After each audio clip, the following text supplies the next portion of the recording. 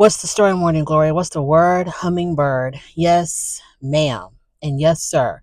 I am here in my car because I just wanted to jaw jack. This is not a review of a show.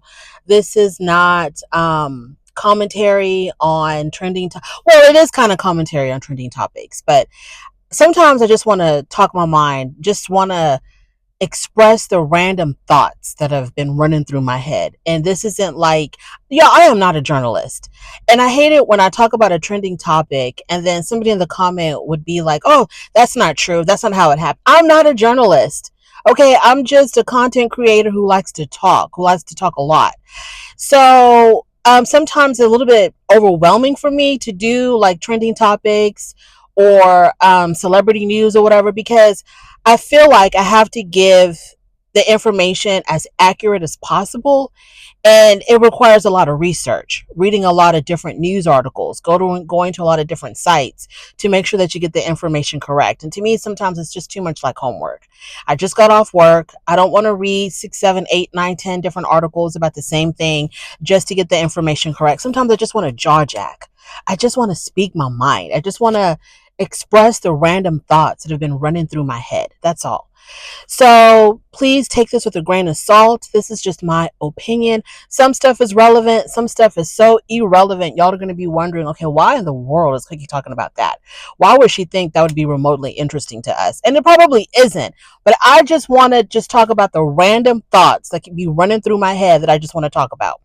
Okay, let's start off with something that is kind of like a current topic or a trending topic, which is Vanessa Bryant, Kobe Bryant's widow. Okay, so there was a rumor out there, and this rumor picked up like wildfire. This rumor was that Vanessa Bryant was pregnant by her current boyfriend or fiance. And I didn't really care. I was like, why is this even news? You know what I'm saying? Like, why are people even talking about this? So when everybody was talking about this, a lot of people had a lot of opinions. Now, the most prevalent opinion were from men who were big time fans of Kobe Bryant. And the things that they were saying about Vanessa Bryant's alleged pregnancy blew my mind. These people were saying that she was disgracing or ruining Kobe Bryant's legacy by having a baby with another man. What? Kobe Bryant's legacy is so strong and it runs so long and it will go on in perpetuity because this man has children who will probably continue to have children. And I'm like, this man has children who will have children and their children will have children and so on and so forth. Kobe Bryant's legacy, his memory is intact. Okay, no one is going to be forgetting Kobe Bryant anytime soon. So for her to move on with another relationship and to allegedly be pregnant by her current partner, and I'm like, what is she supposed to do? She can't put her life on hold forever just because she happened to be married to a very well respected, well known, well loved athlete. She can't be putting her life on hold forever. This man died about 5 or 6 years ago. It's okay for her to move on. But then it came out that she actually wasn't pregnant. I think she herself put the rumors to rest. She didn't make a statement or anything, but she posted some subliminals on her social media implying that, she's not pregnant. And so it's just really weird and bizarre to me that people felt like when they thought she was pregnant, that people felt like, she was doing something wrong or she was disgracing Kobe Bryant's legacy. I thought that was ridiculous and insane. Let this woman move on. Let her have as many children as she wants with whoever she wants to have them with. It's got nothing to do with us. It's her business. She needs to move on and she needs to be happy in her life. Nobody's going to forget Kobe. He will never be forgotten. Cheryl Burke from Dancing with the Stars. Now, I never watched Dancing with the Stars like that, but I know who she is and I know what she used to look like. And the person that is portraying to be Cheryl Burke on social media, I don't know who that is. It's a beautiful rain coming down outside. I love it. I don't know who that is. Okay. This woman says that she's Cheryl Burke. This woman wants to play in our face and gaslight us and tell us that we're crazy for thinking that she looks different, or for thinking that something happened to her. Either she got work done, or she was going through some type of medical condition, or going through some type of illness. This person who was portraying, who was standing in as Cheryl Burke, is really playing in our face. And the amount, I don't know what happened to her. I don't know exactly why she looks the way she does, but there is a drastic difference from what she used to look like. The rumors are Ozempic, that she's got the Ozempic face, which is, drastic weight loss makes your face look really skeletal. Drastic weight loss in a short period of time will have you looking very skeletal. So it could be Ozempic. She could have had some work done. Who the hell knows what's going on? If it's an impersonator, I don't know. But Cheryl Burke, or the person standing in, please stop playing in our faces. Stop acting like we're crazy for thinking and noticing that you look different. And we're not saying that you look bad. We're just saying that you look different. And it's okay. I mean, the amount of people out there in the world, especially in the entertainment business, who get all this work done and then expect that we're not going to comment, we're not going to notice. It's just bizarre. We know that everybody in Hollywood and everybody in the entertainment, they get some type of work done. And we see it, and it's noticeable. And that's the norm now. I mean, you're abnormal if you don't get work done. Okay, if you allow yourself to age naturally, you are the odd man out. So it's normal to get work done. It's a common practice. Everybody out there is doing it. It's okay to admit it. Cheryl Burke, stop playing in our faces. What else do I want to talk about? I just want to jaw jack y'all. You know what? I'm a big fan of the old sitcoms from the 70s and 80s. Not so much the 90s, and nothing really before the 70s. So, like the Jeffersons, Three's Company, Barney Miller, That's My Mama, What's Happening. That is my stuff. I love those sitcoms. And so at night when I go to bed, I just set my television on, or like Antenna TV, for example. I don't know if you have Xfinity. There's a channel called Antenna TV where they show all of these old sitcoms and stuff, these really old shows. So I'll put it on that channel and I'll go to sleep to the Jeffersons, Three's Company, Alice, Barney Miller. Those are my shows. I watched those shows growing up when I was really young, early mid 80s. I would watch those shows with my mom. I love those shows. So I came to the conclusion, okay, that when it came to the show Three's Company, classic. When it came to the show Three's Company, y'all, I love all the episodes and I love all the actors. I truly do. Don't get me wrong. I'm not saying that any of them are bad. Any of the characters are bad or anything like that. But in my personal opinion, I think the episodes with Terry are a lot funnier and more enjoyable than the episodes with Chrissy. And I know that's probably sacrilege to say that. And I know it's extremely unpopular because Chrissy Snow is iconic. Her character itself is extremely iconic and very well loved character. And what they did to Suzanne Summers, what the producers of that show or the network of that show, whatever what they did to her to oust her, it was just horrible. But because they don't want to pay her what she was worth, and she had a lot to do with Three's Company being what it is and propelling it to the level of fame that it was. So I get all of that. I totally get it. But whenever I watch the Chrissy episodes, I always felt like Chrissy was more she was more sad and unhappy than she was happy. That's I know that sounds like you're like, what the hell are you talking about? I think the majority of the Chrissy episodes, because I don't know, because she was always picked on for being an airhead, which she wasn't. Chrissy was not an airhead in the true sense of the word. She just processed things differently and she saw things differently. I would not consider Chrissy stupid or ignorant. She just saw things differently from a different point of view, but she knew exactly what was going on. But Chrissy to me was always upset or always she was always crying or she was upset or she was sad. There were a lot of episodes where she was happy, but I felt like there were more episodes where there's always something was wrong with Chrissy. And I just think that the Terry episodes are a lot funnier and more enjoyable than the Chrissy episodes.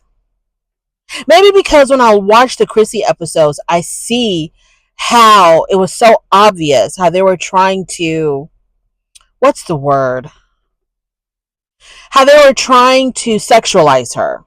You know, because Chrissy was always wearing the shorter, more revealing clothes, especially when it came to like night. And they did it to Terry too, because Janet was the more sensible one. Okay, she was the smarter one, the more sensible one. So they had her more covered up, even though there were times when she did wear something a little bit revealing. But on the Chrissy episodes, Chrissy a lot of the times would wear the type of clothes, extremely revealing clothes. If they weren't revealing a lot of skin, the clothes were really tight, especially her tops. Really, really tight. And they would have her do things to accentuate her body. Like, for example, there were a lot of episodes where Chrissy was bouncing up and down, you know, to make her boobies jiggle. A lot of episodes like that. Obviously, her nightgowns were super short. We always had to see her underwear, you know, the ruffles on her butt. They always made sure that we saw that. So they were really over sexualizing that character. And maybe because I knew, you know, it's obvious that that's what they were trying to do, and it makes me kind of upset that they kind of just reduced her to this dumb, idiotic, airhead sex object. Maybe that's why I don't enjoy the Chrissy episodes. When Terry came along, she's a nurse. She was a nurse, whereas Chrissy was just a secretary. Not, I'm not saying just a secretary. I don't think secretaries are minimal or unimportant. Okay, they make the office what it is. I'm not trying to say that, but you can tell that her job was the kind of job that didn't require like a ton of education compared to Terry being a nurse. So when Terry came along, it's kind of like, you know, maybe the show is getting a lot of negative feedback for the over sexualization of Chrissy and just making her seem like an airhead. So when Terry was there, they're like, okay, we're going to make her intelligent. She's going to be a nurse. She's going to have an actual career, an actual profession, because Chrissy was always hopping from one secretarial job to another. Terry was more stable. And they did try to sexualize Terry. There were scenes where she was sexualized because she was still a blonde. And I guess that was just mandatory, that if you were blonde, you had to be seen as a sex object or a sex kitten. I don't know. But to me, the Terry episodes are just funnier and better than the Chrissy episodes. No fault of Suzanne Summers. She was just doing what she was told. No fault to Suzanne Summers. But I think that when Terry came along, the producers kind of like, you know what, they were like, yeah, let's do something a little bit different with this blonde. Let's, you know, make her a little bit more, let's flesh out her character a little bit more. So I just enjoy those episodes better. Michael Jackson. Here's another useless topic. Michael Jackson, may he rest in peace, y'all. Now with all this Diddy stuff, now with all this Diddy stuff, I'm beginning to question a lot of stuff. I'm beginning to question a lot of things, because it seemed like with Diddy, I mean, he was just relentless. With Diddy, just, I mean, I've never seen someone be able to get away with so much for so long in front of everybody. The stuff that he was doing wasn't even in secret. It wasn't even like covert or hidden. He was abusing people, threatening people. Some people may even say offing people in broad daylight in front of everybody, because Tupac and Biggie both were unalived in front of witnesses. And it's just crazy that these murders have not been solved. Tupac's murder has just been, you know, 2023, 24, it was kind of picking up a little bit of steam when they had arrested the alleged driver um, of the car, where whatever that situation was, the person who was in the car with the person that unalived Tupac, he just got arrested. I don't know what's going on with that case, but anyway, what I'm trying to say is these are two high profile victims, extremely high profile victims, who are unalived in front of witnesses, and these murders are still not solved. And the people that actually, you know, unalived them think they were also unalived. Okay, and allegedly, supposedly, you know, the rumor mill is rampant when it comes to Tupac and Biggie and what happened to them actually. So the fact that Diddy was able to get away with so much, and he was just like, it was like he was running buck wild with whatever the hell. Like, if he didn't like you and he wanted to get rid of you, you got rid of. If he wanted to smack the hell out of you because you looked at him wrong, he did that. He was, pummeling poor Cassie in that hotel lobby. She calls for help. Help arrives, and Diddy he made that go away. He was like, "You ain't helping her, and whatever you got on video, I'm gonna take that too." I mean, it's just crazy how much he got away with. It's insane. Anyways, so now that, with the death of Michael Jackson, it makes you kind of question, like, what was really going on? Like, who was really responsible? We know that what was his name? Dr. Murray, he was the one that was ultimately charged and convicted of not Tupac, Michael Jackson's demise. And he served his time, and I think he's out now, which is insane. As a doctor who's held to such a high standard, who has such a high duty to take care of people, for him to just do his little time and then now he's out it's just crazy to me. But anyway, um and of course I believe that other people were behind that. It wasn't just him making a mistake and giving Michael Jackson too much of whatever it was that ended his life. I think it was way beyond that. I think it was intentional. I think there was a lot of people involved in that situation, and he was paid to keep quiet. They're like, "Hey, you're gonna go do this time, but we're gonna take care of you afterward." And I think he got paid a lot of money, and for him it was worth the money. I'm going off on a tangent. I really wanted to talk about Michael Jackson's plastic surgery. Okay, the thing about Michael Jackson is I still am, I was, and I still am a Michael Jackson fan. When people were accusing Michael Jackson of, doing those horrific things to the children, I was kind of like, I didn't know what the truth was, but I wasn't going to jump on that bandwagon of, yes, for sure he did this. This is what he did. Because I don't know.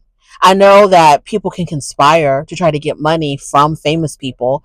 I don't know what was going on there. I was kind of like, let's just wait and see. I wasn't like, oh, he's so innocent, he would never. And I wasn't like, oh, for sure he did this. I was just like, well, let's just kind of wait and see what happens. I didn't want to believe it, but then, you also don't want to think that people would use children to make up. So the whole thing was very confusing for me.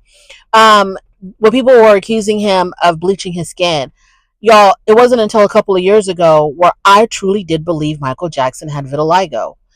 You couldn't tell me nothing. I did not believe that man was bleaching his skin. I couldn't believe it. It's like, no, he would never. Michael Jackson would never do that. And then, like, until a couple of years ago, when I saw Sammy Sosa and what he did to himself, and I saw other people who bleached their skin who looked very similar to Michael, I was like, wow, maybe he really did. Y'all, that's how much of a fan I was. That's how much I was like standing for Michael Jackson. Like in my eyes, he could do no wrong, right? And so I just had to come to terms that, yeah, maybe this man was bleaching his skin. Maybe he did maybe he did have a lot of self-hate in him, that he would do something like this. I mean, look at the nose and everything else he did to his face. So maybe he did also bleach his skin because, the self-hate. And I believe that his self-hate came from his family, maybe primarily his father, maybe a couple of his brothers, I don't know, who would poke fun at him a lot about the way he looked. So I think a lot of that stems from that. I don't think he just woke up one day and was like, hey, I hate being black. I think it was drilled in him that being what he was and looking the way he was like not acceptable, even though he was a beautiful child and a very handsome man before all the skin bleaching and all the plastic surgery went out of control. And I think that Michael Jackson looked his absolute best pre-surgery, but after he became an adult, I think he looked his absolute best during his Thriller days, when he did the Thriller album. I know by that time he probably had work done on his nose already, but as far as like I thought he looked the best then. Post surgery, I thought he looked the best during the Bad album, when he was doing Dirty Diana. Dirty Diana, The Way You Make Me Feel, in those videos, to me, Michael Jackson post surgery looked really, really good. His nose was a little bit turned up, but whatever, he still looked really good. And then after that, it kind of just went downhill. And so now with the whole Diddy situation, I'm looking at his unaliving. I'm looking at it real sideways. Like, it was more than just a doctor accidentally giving him an overdose of whatever that was. What else? I'm going to end it on this. Shout out to the people who walk to work, take the bus to work, or ride their bikes to work. I live in a city where public transportation is not so public. Okay. My city is so wide and huge and spread out. You have to live in certain areas to have access to public transportation. So in my city, you have to like basically have a car just to ride the bus in some areas. Like me, where I live, if I wanted to take the bus somewhere, I don't just go walk to the bus stop and wait for the bus or go to the bus station. I have to go to a park and ride. I have to like drive to a park and ride and get on a bus that way. Okay, so you basically have to have a car just to get on the bus. So in my city specifically, because I know in other cities where public transportation is very widespread, like New York or Chicago, people just hop on the bus, hop on the plane. I mean, hop on a train, bus, trains. You know, you don't have to not be without a car to use public transportation. Where I live, if you don't have a car, you ain't going nowhere. Okay, you ain't going nowhere. You have to specifically live in certain areas just to have access to public transportation. So I'm specifically referring to the people who live in my cities. If you live in a city where public transportation is not so public, but you are still determined to do what you got to do, go to work, go get your groceries, and you have to rely on bus, a bike, or your 2 feet. Shout out to you.